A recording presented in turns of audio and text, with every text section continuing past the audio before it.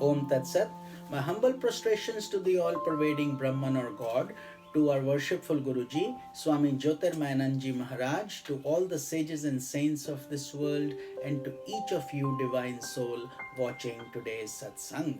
So, today we will be covering Sutra number 16 from the Kaivalya Pad of the Raja Yoga Sutras of Patanjali Maharaj. Commentary is by my worshipful Guruji, Swami Jyotirmayananda ji, and narrated by myself, Swami Nikhilananda. So let's get started on Sutra number 16 of Kaivalya Pad.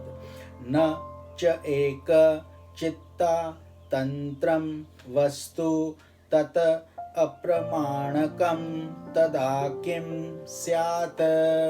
Let's repeat.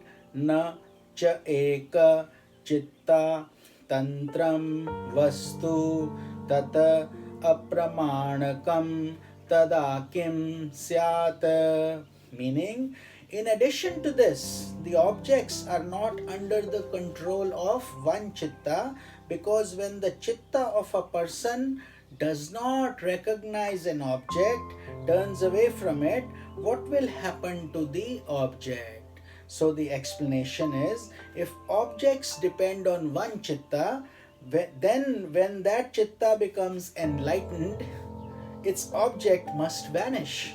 And even if the chitta turns its attention away from one object and directs it towards another, the former object will vanish. But this is not the case in practical reality, as we know.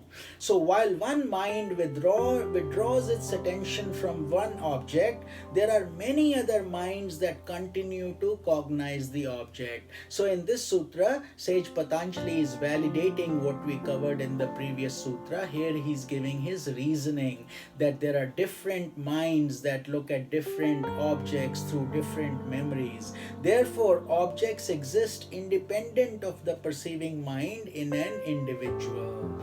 This sutra refutes the view of subjective idealism as maintained by Vijnanavadins, or a Buddhistic school of philosophy. So basically this is just saying we have several different mechanisms going inside. It's a big factory that needs to be controlled and monitored. It's not so simple as just saying we have one mind and if that calms down, we are good.